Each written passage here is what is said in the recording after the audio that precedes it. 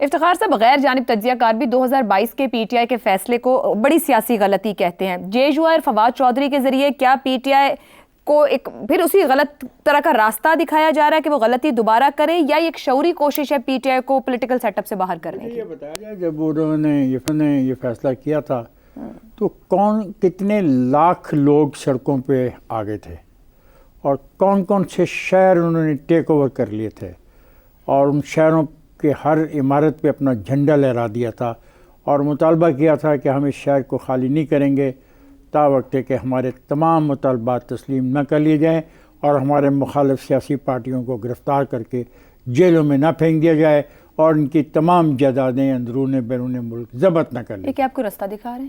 نہیں، میں راستہ نہیں دکھا رہا، میں تو پوچھ رہا ہوں بھائی آپ سے۔ آپ تعریف کر رہے ہیں، کہاں الیکشن، کہاں اسمبلیوں کا چھوڑا جانا، لوگ انٹیکٹ رہے نا برے حالات میں بھی، جو وہ کہہ رہے ہیں بڑے میں تو یہ پوچھوں کدھر تھے لوگ، کہاں تھے وہ لاکھوں لوگ، کیوں نہیں آگے، کیوں نہیں ٹیک اوور کر لیے شہروں کو انہوں نے؟ لوگوں نے ووٹ میں ٹرانسلیٹ ہونا ہوتا ہے۔ بھائی آپ دیکھیں، ضد کرنا چاہتی ہیں یا بلا وجہ بات کرنا چاہتی ہیں، آپ کی مرضی ہے۔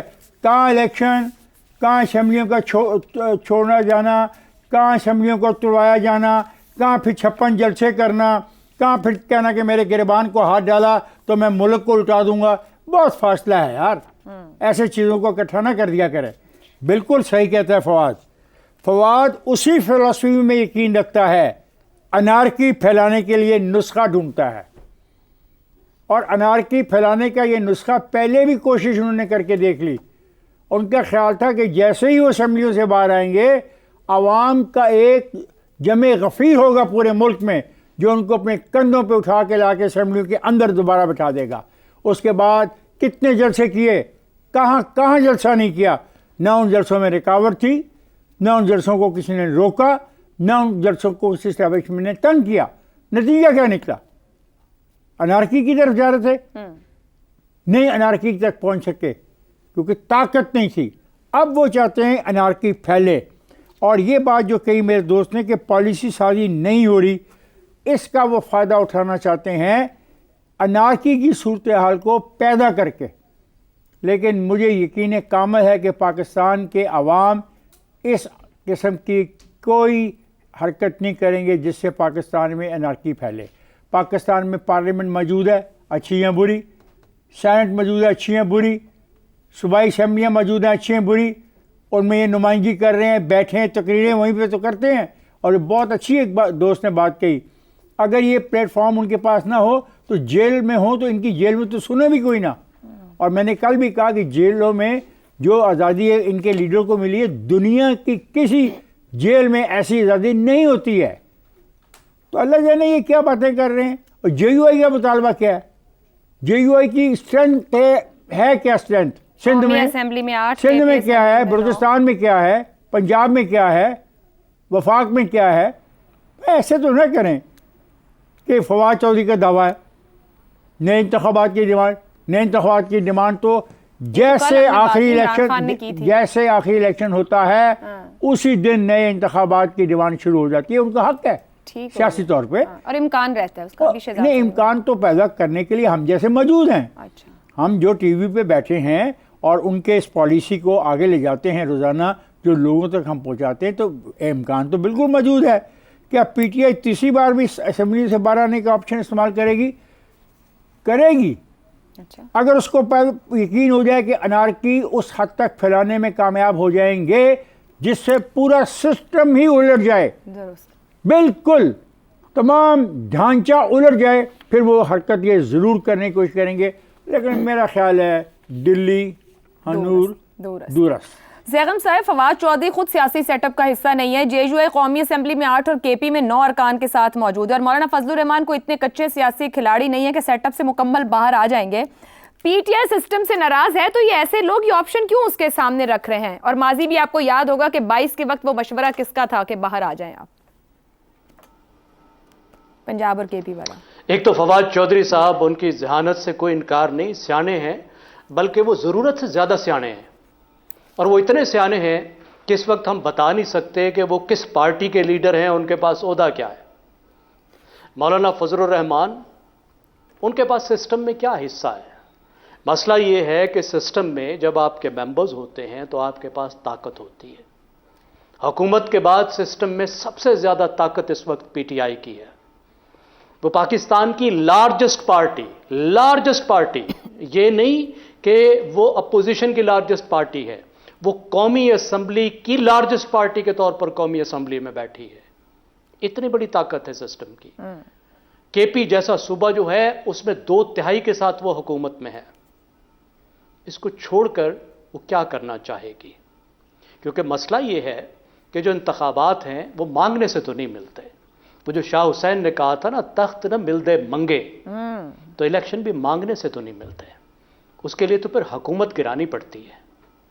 صرف باہر آنے سے تو کام نہیں چلے گا. اور ذہن میں رکھیں، ضروری نہیں کہ حکومت گرا کر بھی الیکشن مل جائیں. 1977 یاد ہے آپ کو؟ پی این اے نے تحریک چلائی، حکومت بھی گرا دی، 10 سال تک الیکشن نہیں ملے. پھر 2013 سے، ابھی کی اگر ہم بات کریں، 2013 سے 2018 تک عمران خان سڑکوں پر رہے نا، دھرنے وہ دیتے رہے، الیکشن مانگتے رہے. الیکشن تو نہیں ملے، شور مچانے سے، تحریکوں سے، دھرنوں سے. 2018 کے بعد پھر پی ڈی ایم تحریک چلاتی رہی.